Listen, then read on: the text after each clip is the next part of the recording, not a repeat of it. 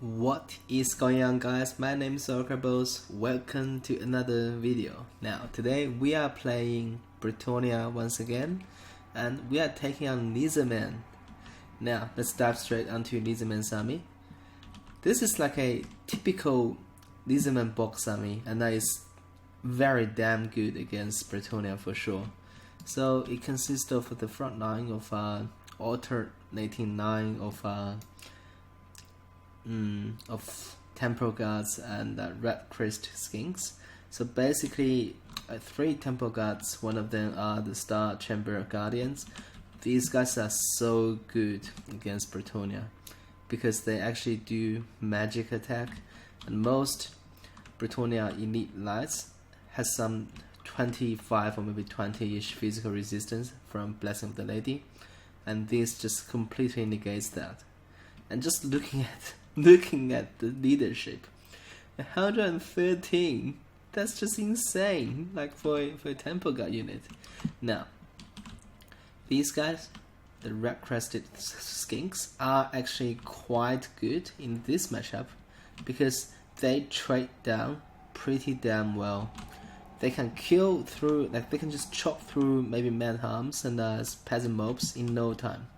Now at the back, for the leadership, we have Sir's Old Blood on Connoisseur with 60%. No, that's not. That's the home of Kaigor, which basically is a damage buff for himself. And then Stand Your Ground, mandatory stuff. Amulet of Izo. That's the 66% damage resistance, which is nuts. And then we have a Sir Scar Veteran on Connoisseur as well, with a Deadly Onslaught, and that's it. And then at the back we have 2 Cold One Spears, and these guys both at rank 2, and they are super good anti-large cavalry from Lizardman roster, and they're gonna trade pretty well against knights. Now we also have a Skink Caster Heaven, and the Skink Priest actually brought Curse of the Midnight Wind, Wind Blast, Harmonic Convergence, just very good, very solid stuff. Now for Bretonnia, the Lord leading the way is none other than Abric the Border Lux. I hope I didn't butcher his name, but he looks so damn gorgeous. And he's got Heroic Killing Blow, which is like a damage ability, plus 40% armor piercing, plus 40% weapon strength. Is no joke. And then Rally, the leadership. I figure Bretonnia may need some leadership buff, so I just brought this one, and it's very cheap. I Foe Seeker, and then this is what I really want to introduce here. Plus 8 bonus against nudge, plus 4 leadership for everybody within 40 meters. That is nuts. That's absolutely nuts. So the best thing you can bring alongside with Abric are maybe Question Knights, because Question Knights are so good. They have a lot of AP damage, but they are not anti-large. But with Abric, actually you get plus 8 bonus against large for free. That's amazing. And then this is also another thing, like plus 8% charge bonus, plus 10% speed for every single knight alongside with Abric is also a big deal. And he also provides encouragement, and that's really good stuff. And then for the front line, I have 5 peasant mobs. These are just the mid shield, and then after that we have 3 manharm with polearms. And then all the way in the center here we have a Grail Relic, and just pay attention here. The Grail Relic, let's jump onto him. Pay attention to this buff here. You can see just how gigantic that radius is. Basically it's covering everything here, literally everything. So all the troops here are immune to psychology, which is insane. And those connoisseurs can cause a lot of terror, but with Grail Relic, none of them gonna affect my infantry. At the back, I have 2 more man-arms with poems, so 5 man-arms poem, 5 peasant mobs, 1 unit of spearmen at arms, and Grail Relic. That's why my infantry contingent. And for cavalry, 1 unit of Crested Knights, 1 unit of Grail Knights on left flank, and here 1 unit of companions of Queeners. So these are regiments of renowned Crested Knights, and they are so damn amazing, especially with alongside with Abric. They suddenly become a very good anti-large unit. And 1 more Grail Knights, and that's it. Oh, hold on a sec. All the way back, I have a Danzo Livecaster on a horseback with a Power Stone, Scroll of Shielding, Regrowth, Earthblood, and Life Bloom. Now, let's see how this is gonna play out. Right from the get-go, I really just want to get some scout with Abric, and then I see this gigantic box of Lizardman is actually just pushing onto the top of the hill. I figure maybe I will not make here in time, and now suddenly I am at a disadvantage, because if the Lizardman actually charged downhill here, and it's really just gonna suffer a lot. And then I decided to, okay, I'm just gonna shift around, maybe I engage somewhere here, but still this is slow, but it's not as bad here.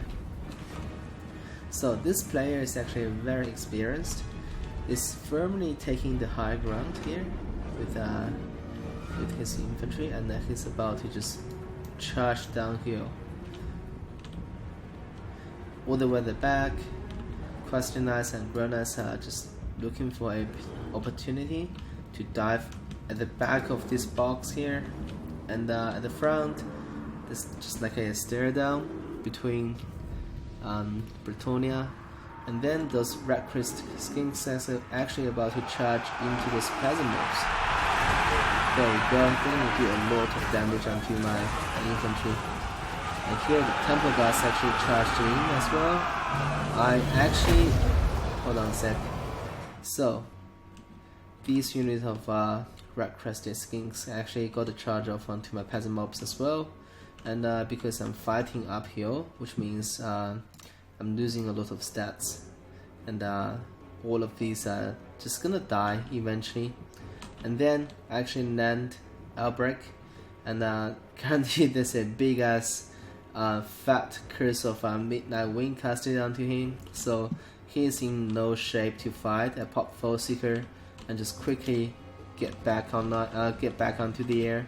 And then you guys don't want to miss this. A huge charge from the Crested Knights, and also a huge charge from the Grail Knights into those Code 1 Knights. Just basically a cavalry against cavalry, head-on charge, and it's just so epic. Turn to the normal speed here, and Albrecht actually dive onto the back, and this is a crucial move.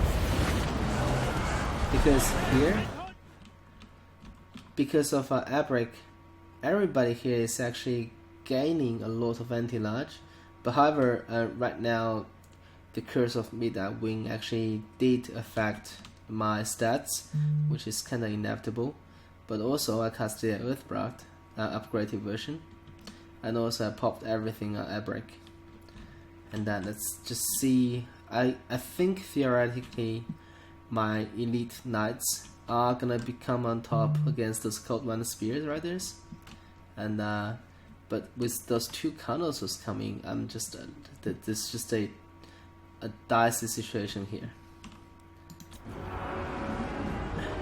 And there's another big Carno is about to come in, the sort of Scout Veteran, and those Code 1 Spear Riders actually taking a lot of damage. And there's a huge grow charge from the back as well. Now these Code 1s are taking a lot of damage. And there you go, there's a cycle charge from those Albrecht. And also there's another charge at the back of those 1 spears from the Question Knights. Now this code 1 spears actually got completely surrounded. And then there's a peasant mob joined the fray as well. And here I popped a regrowth onto my regiments of renowned Question Knights because they're about to die. And then I put Abracad up in the air and did another cycle charge onto Soros Obra. I think looking back at this replay, I definitely shouldn't be cycle charging Soros on the Soros Oblast. I should have taken down Soros Scar Veteran first, because that Soros Oblast actually popped his Emanate, and that was a huge damage mitigation there. And instead, if I was using Abracad to focus down Scar Veteran, I could have killed him already.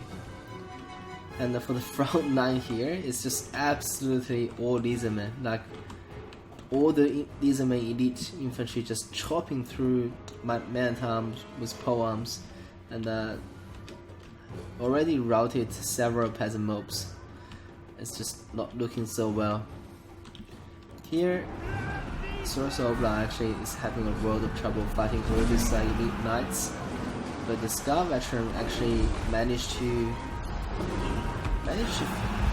land some hits onto my damsel, which is not a place for the damsel to be.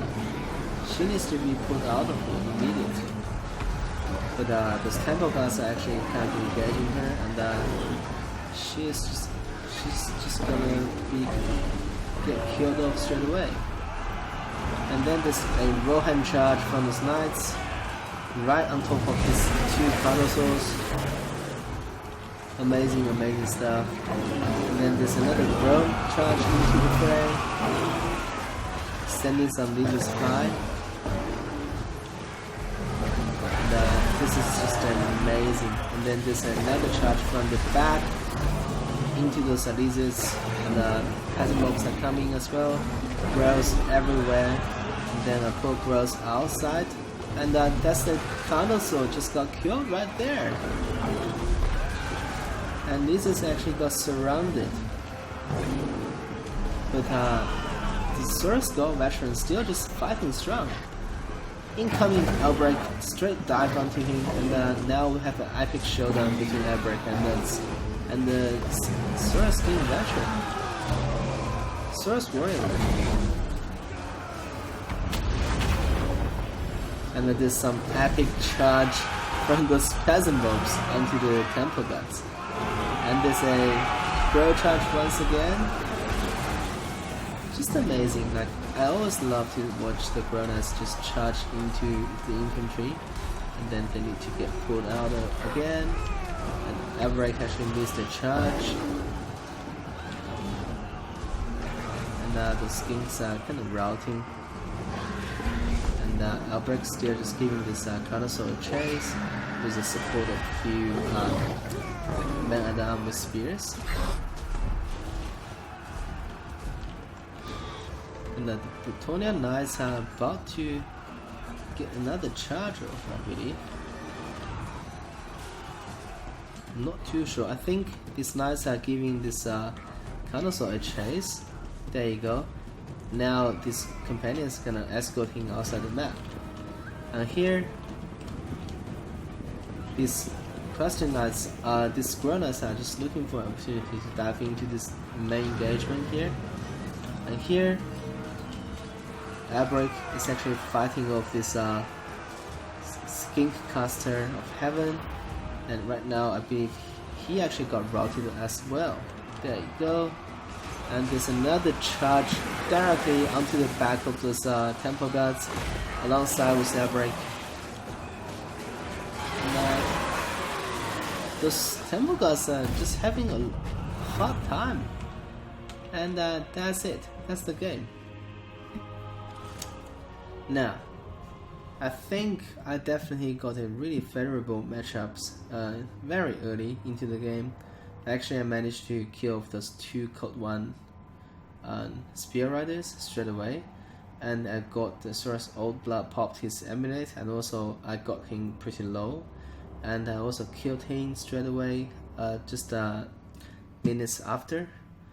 So I think that was a pretty good start, and all the way just snowballed into a victory. Look at the kills on the knights, not that impressive, I have to say, because they were pretty much just fighting those two big ass